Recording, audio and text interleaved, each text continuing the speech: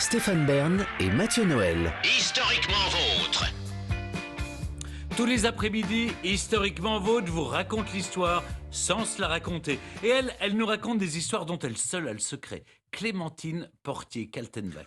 Oui, mais vous avez entendu Stéphane, Mathieu disant elle nous emmène dans le slip de Napoléon. C'est le sujet de votre Écoutez, chronique. non, mais oui, mais Ni pas plus du ni tout. moins, ni Mais plus pas ni moins du que tout. Clémentine. Écoutez, Non, parce ça que fait longtemps. son sexe est Oh. sorti du slip depuis longtemps. Oui, d'abord, on n'appelait pas ça un slip déjà à l'époque. Comment on C'est- appelait ça Un caleçon. Bah oui, sans un doute. caleçon. Un caleçon n'est pas un slip. Il Bah, a- oui, mais à l'époque, on n'avait oui, pas mais c'était le- des caleçons longs, je pense, plutôt. Oui, Ah oui. bien sûr. Oui, bien oui, sûr. Bon, enfin, écoutez, nous ne sommes pas là pour parler de mode, mais de l'autopsie de Napoléon qui est pratiquée le 6 mai 1821. Vous savez qu'on est à Longwood, on allonge la dépouille de l'empereur sur le billard, et c'est le médecin corse Anto Marchi, en présence de 7 médecins britanniques, parce que tous ces infâmes Anglais avaient voulu bien sûr être là, il y a donc de très nombreux témoins, et donc cette autopsie fait l'objet d'un compte-rendu extrêmement précis. Alors, il y a évidemment tout ce qu'on enlève comme d'habitude, le cœur, les entrailles, des morceaux d'estomac, parce qu'on veut quand même savoir de quoi l'empereur est mort. Donc on va les garder, les mettre entre deux lames à essai, et ça sera pris dans un bombardement à Londres. Enfin, c'est des histoires tout ça Rocambolesque. extraordinaires. Hein. Je vous raconterai ça une autre fois. Là. On n'est pas sur l'estomac, on est sur le zizi. Alors, le médecin aurait... Mais on va le lui couper. Mais oui, c'est incroyable. Hein. Mais pourquoi Bah, comment il a- écoutez, mais alors, qui- Mais attendez, de votre mais vivant. qui que Non, mais quoi j'aimerais donc comprendre Mais- qui a S'il eu vous l'idée plaît, de dire taisez-vous. on va couper le zizi de Napoléon. Oui, mais là, vous me coupez la chic, alors je ne peux pas progresser Ah bah. dans mon récit.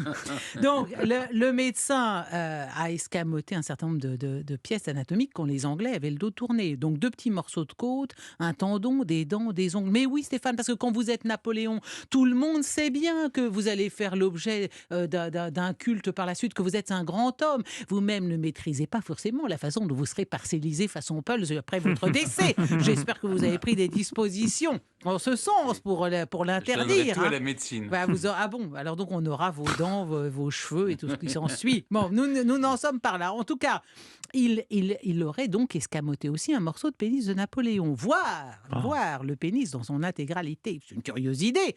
Et surtout que dans son rapport d'autopsie, il va se livrer ensuite, alors ça me plaît pas du tout par contre, à des considérations aussi déplacées que vexantes, pour ne pas dire anti-françaises, sur Non. les mensurations et l'apparence Non. du sexe impérial. Scandale. Et moi je dis c'est dégueulasse.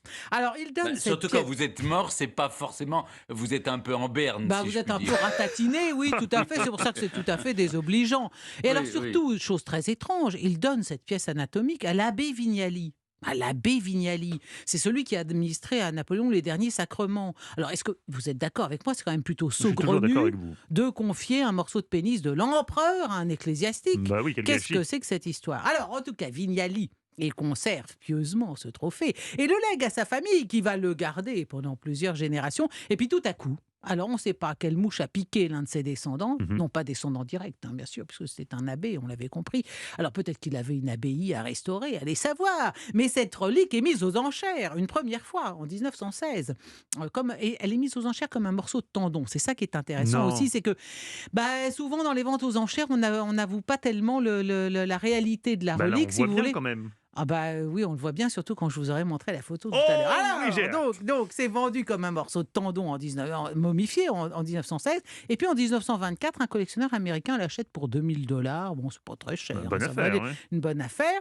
Alors après, cet objet est prêté pour une exposition aux États-Unis. Il y a des journalistes qui vont le voir, bien sûr, et qui vont le qualifier de boue maltraité de lacets en peau de daim, anguille ridée, ou encore morceau de bœuf séché. Et moi, je dis, c'est encore plus désobligeant que les considérations d'Anto Marchi à Sainte-Hélène.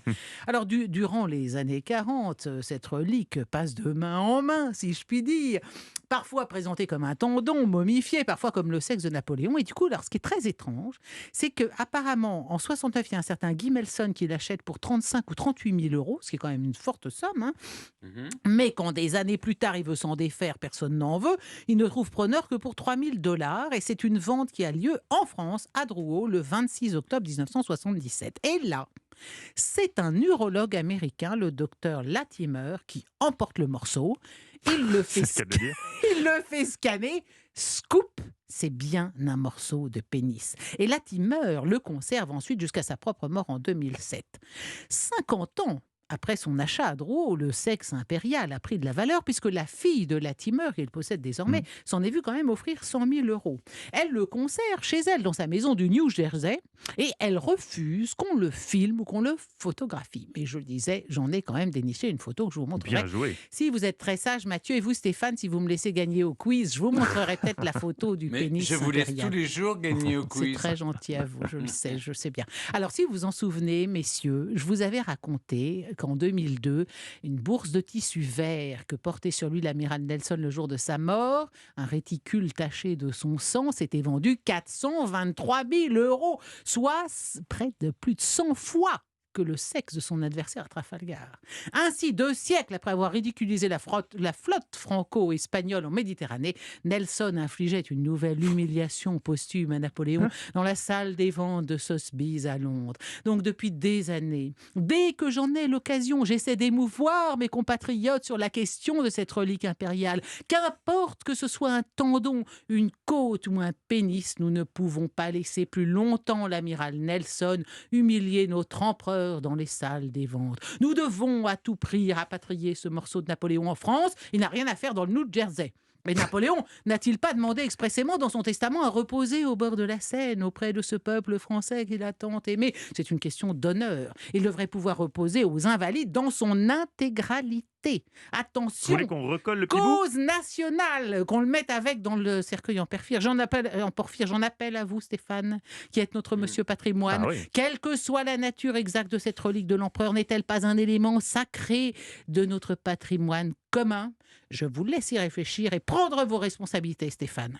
Et d'ici là, C'est-à-dire, plus vous que voulez jamais... quoi, que je rouvre le tombeau il faut... et que je remette le petit ouais, morceau? vous pouvez le mettre dans une Oui, urne à Stéphane. côté. Là, Ça serait la moindre des mettez-le choses dans pour la le monsieur crypte des patrimoine. gouverneurs. Vous en ferez ce que vous voulez. Mais en tout cas, qu'il revienne en bord de Seine. Hein, vous êtes d'accord? Alors je dirais Je que comme suis nous d'accord. sommes le 2 décembre, plus que jamais, vive l'empereur. Au moins, vous ne Ah ben, cachez bravo. pas vos opinions politiques, Clémentine Portier-Kaltenbach. Et nous avons Enfin, je la sais pas photo. si c'est vraiment, On la mettra. c'est vraiment une idée politique, vous savez. Bon, alors, il est mort. effectivement- Il est mort il y a 200 ans maintenant. Oui, hein. mais alors, certains Ouais. se réclament toujours de ses idées. Certains en politique se réclament Ah toujours bon du général de Gaulle. Il est mort aussi. Oui, mais J'ai la photo, là, C'est vrai. Stéphane. Elle est magnifique. Regardez-moi ça, Stéphane. Vous notez. C'est magnifique. Comment on a pu prendre ça pour un tendon? On Mais voit non, bien. mais c'est- On voit bien de franchement. quoi il parce que s'agit. ça fait On longtemps la que vous mettra l'avez pas sur le site. ça fait longtemps qu'ils n'ont Europe 1.fr. pas vu un tendon. Je suppose qu'on avait des pudibonderies encore au Oui, début du oui. XXe C'était siècle que implicite. nous Tout n'avons le plus monde le maintenant. savait. Alors Eh que bien- maintenant on voit tout sur tout. Mais vous voyez, aujourd'hui on le mettrait sur Instagram, vous voyez. Bah, bien sûr, bien sûr. Avec bien quelle sûr. légende? Mais bien sûr, mais c'est pour ça que c'est bien. Je trouve que l'héritière de Latimer quand même respecte cette Oui. relique. Eh bien, C'est formidable. Merci Clémentine.